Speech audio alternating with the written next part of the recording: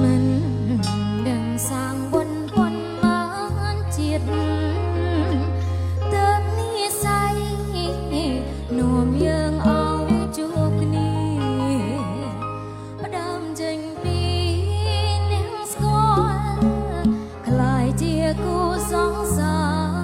ររហូតរៀបការជាគូជីវិត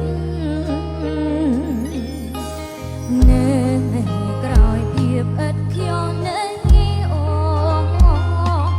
តែងមានបង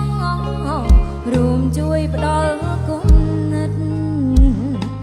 បងស្រឡាញ់មើលថែអូនមានក្តីសុខពិតជីវិតរួមមានសុភមង្គល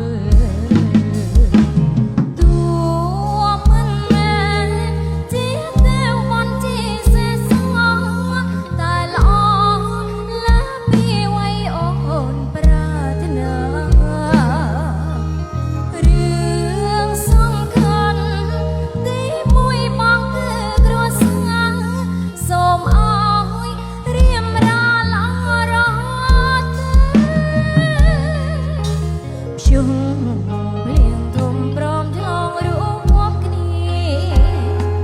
ទួរងងាតែក្បែរបងកងក្ដៅ